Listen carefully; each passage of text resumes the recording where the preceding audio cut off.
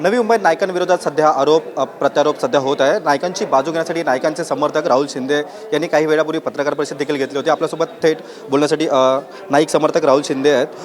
दादा, तुमचं खरं तर TV9 मराठीमध्ये स्वागत आहे। खरं तर आरोप प्रत्यारोप होत आहेत आणि आता सध्या नवी मुंबईत नायकांवरती आरोप होत आहेत आणि त्यांचेच मित्र आणि आता सध्या शिवसेनेचे उपनेते विजय चौगुले यांनी देखील आरोप केलेले आहेत। तर त्यांना काय उत्तर द्याल?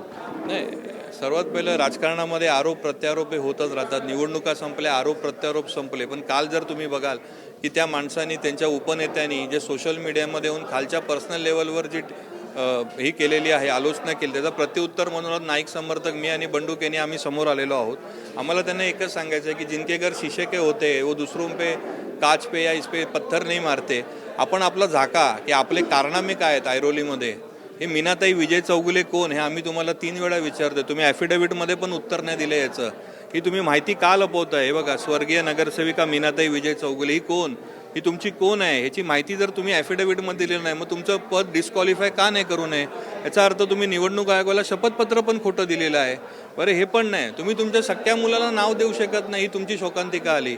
शुभम चौगुले कोण, शुभम चौगुले कुमार पलसे की शुभम विजय चौगुले? तुम्ही सांगताय मी दत्तक घेतलं, मी ॲफिडेव्हिट दिलाय, तुमच्यात हिंमत आहे ना तर तुम्ही DNA करून नवी मुंबई जनतेला सांगा ना की शुभम चौगुले माझा मुलगा नाही म्हणून। हाय हिंमत? आम्हाला हे पर्सनल वॉर अजिबात करायचे नव्हते, आम्हाला इच्छा पण नव्हती, पण काल जे तुम्ही वक्तव्य केलं पर्सनलवर त्याच्यामुळे ही फक्त झाकी आहे। 2 उदाहरण, अजून अशी 5 उदाहरणं आमच्याकडे आहेत। खरं तर विजय चौगुले असं देखील म्हणत आहे की ते माझा नामोनिशाणा कधी मिटू नाही शकले। एकनाथ शिंदे यांचा काय मिटवणार? विजय चौगुलेंचं नामोनिशाण नाईक परिवाराने नवी मुंबईमध्ये कधीच मिटवलं आहे। 2009 साली विजय चौगुले संदीप नाईकांच्या विरोधात हारले, 2009ची लोकसभा पण संजीव नाईक साहेबांच्या विरोधात हारले, 2014 मध्ये परत संदीप नाईक साहेबांनी त्यांचा पराजय केला, 2019 मध्ये परत उभं राहायला नाईक साहेबांसमोर घाबरले, 2024ला जेव्हा उभं राहिले त्यांना ऐरोली टू दिघामध्ये एकाही वॉर्डमध्ये लीड नाही आहे, त्यांचा तब्बल 92,000 पराभव झाला आहे। मग तुमचं नामोनिशाण कधीच नायकांनी मिटवले। नाईक तर तुमची गिनती पण करत नाहीत। उद्या तुम्ही प्रकाश जोजामध्ये राहिला आणि तुमच्या ठाणेकरला खुश करण्यासाठी तुम्ही नायकांवर टीका करताय। आणि नवी मुंबईचं राजकारण जर तुम्ही बघितलं, नायकांवर जो टीका करतो तो प्रकाश जोजामध्ये येतो। काय वाटतं, ते काय मुद्दाम करतात का असं? आपण त्यांना विरोधी पक्षनेतेपद पाहिजे आता। हे बघा, त्यांना एकही नगरसेवक त्यांच्याबरोबर आता ऐरोलीतला राहिलेला नाहीये। तुम्ही बघितलं बंडूक यांनी पण त्यांच्याबरोबर होत्या, ते सुद्धा सोडून नाईक परिवारात जॉईन झालेत। त्यामुळे ते ऐरोलीची जनता त्यांना वैतागलेली आहे, त्यांच्या भाचे कंपनीला वैतागलेली आहे। त्यांची भाचे कंपनी स्वतः बोलते की आम्हाला जेवढं कमवून दिलं तेवढे डबल घेतोय। हे असं उदाहरण ऐरोलीत चालले आहे। त्यांच्याबरोबर सध्या कोणी राहिलेलं नाहीये, फक्त प्रकाश जोजामध्ये यायला पाहिजे, त्यामुळे त्यांची नायकांवरही केविलवाणी टीका आहे। खरं तर ते असं देखील म्हटलं की यापुढे नाईक जर असे काही बोलले, टीका टिप्पणी आमच्या नेत्यावरती केली तर आम्ही रस्त्यावरती उतरू।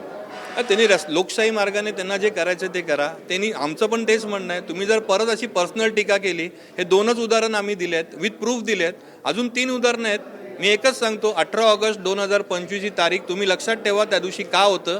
ती जर प्रकरण आम्ही बाहेर काढलं मग तुम्हाला नवी मुंबईत तोंड पण दाखवायला लागणार नाही। राहुलजी, एक शेवटचा प्रश्न, पुढचं पाऊल आपलं काय असणार आहे? नाही, निश्चितच आम्ही तुर्तास त्यांना हा इशारा दिलेला आहे की तुम्ही ज्या वेळेला पर्सनल वजार नाईक समर्थक पण सुद्धा उतरतील, आम्हाला गरज नाही, आम्हाला ती शिकवण पण नाही आदरणीय नाईक साहेबांची, पण एखादा नेत्याला आमच्या जर या खालच्या लेवलवर हे जर बोलतात, अहो कोणाबद्दल बोलता, तुमची परिस्थिती काय होती, तुम्ही ऐरोलीमध्ये काय करत होता, तुम्ही दूध टाकत होतात, आज तर नाईक साहेबांनी तुम्हाला बोटाला धरून अंगठा पकडून दिलं, आज तुम्ही एवढी करोडोची माया जमवली, तुम्ही त्यांच्यावर बोलता बडा बनो, लेकिन उनके सामने नहीं जिनको उन्होंने तुमको बडा बनाया। धन्यवाद। खरं तर आपल्यासोबत हे होते राहुल शिंदे यांचं असं म्हणणं आहे की विरोधी पक्ष नेतेपद त्यांना हवं, त्यामुळे शिवसेनेचे उपनेते विजय चौगुले असा आरोप नायकांवरती करत आहे, अशी प्रतिक्रिया त्यांनी व्यक्त केली आहे। व्हिडिओ जर्नलिस्ट रोशन गायकवाडसह मी रवी खराट, TV9 मराठी, वाशी, नवी मुंबई।